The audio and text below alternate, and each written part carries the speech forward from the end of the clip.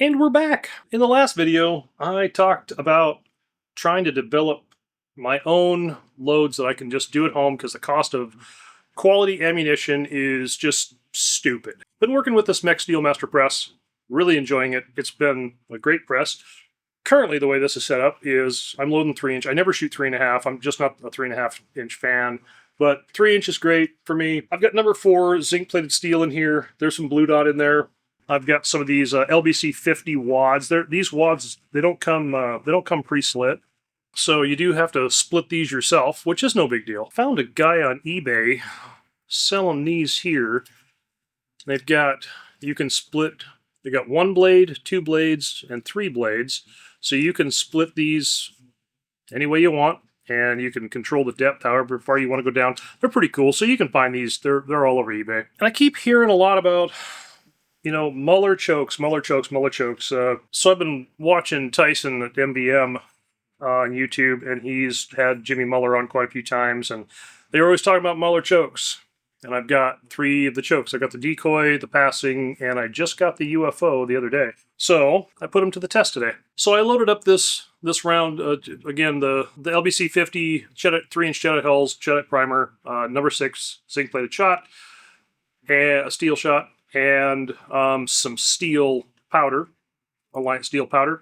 And I will show you the results I got. I have found a load that I am quite confident I can easily get out to 30 to 35 yards with number 6 shot.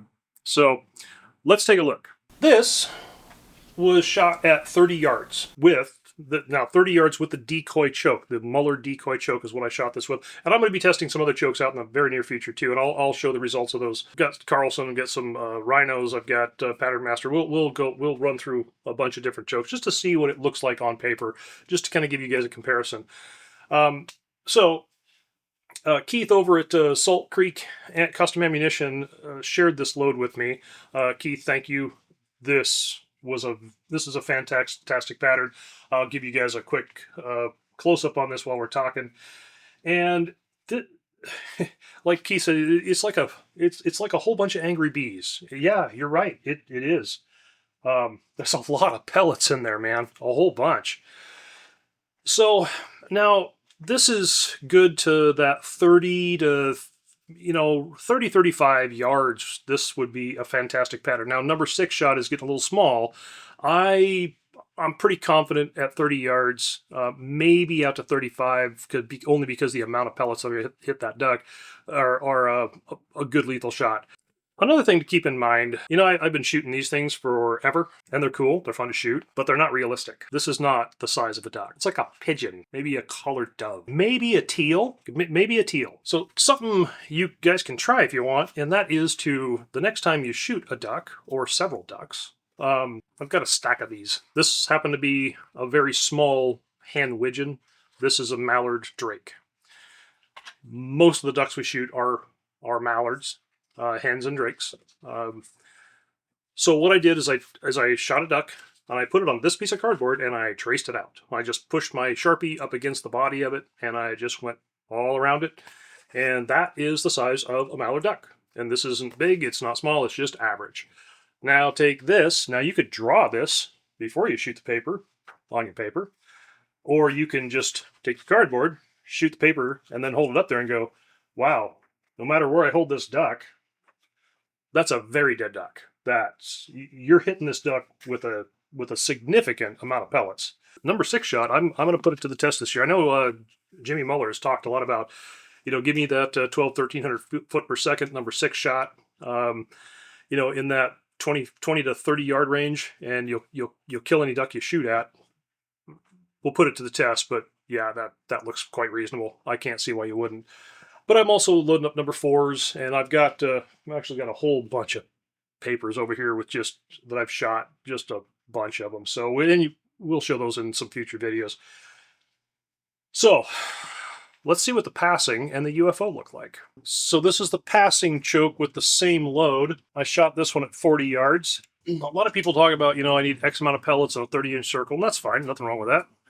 I am not going to be like George over at the New Hunter's Guide and count every single pellet, because George is just insane. But what I can do is, if I wanted to, I could throw 30 inches in here And I can tell you, that thing is loaded with pellets. Again, here's another close-up too. This thing, so now this is the passing choke, number 6 shot at 40 yards. This thing is just packed. I don't have a bunch of gaps. I do have a couple of flyers here and there. You know, I get a couple down here. You know, a couple out over here, a couple up over here. But that's not bad because the heart of the pattern is all right here. I did pull this a little bit high, but the heart of the pattern is right here. There's no gaps in here that wouldn't hit a duck. Let's switch out to the UFO. See what that one looks like. Here's the UFO choke. Same load, of course. This is extremely tight. This is a very tight pattern. 40 yards. I don't know that I would I wouldn't want to take a shot at 40 yards. The pellets are so dense. You know, in a 10-inch circle, you probably got 30, 40 pellets. It's just, when they're just packed. This would be all right. You know, if I wanted to shoot a turkey at 30 yards, I'd probably use that choke. I could shoot a turkey at 40 yards easy with this pattern. You know, would you wind up with a few in the breast? Yeah, so what? That's never bothered me. I would rather have a little bit of, you know, turkeys are always out there bobbing their heads around and stuff. Personally, I'd like to have a little bit of a little room for error, if you will. That's what that looks like. I did shoot one more just to kind of see what it would look like, and that is I shot the passing at 30 yards. Let me hang that one up. So there is our passing at 30 yards. The heart of this pattern is right here. Realistically, we're about 18-inch heart of the pattern. But you know, if you took a duck, a real duck, you smoked that thing. I mean, you got minced meat. Passing at 30 yards, I think that's too close. It'd be dead.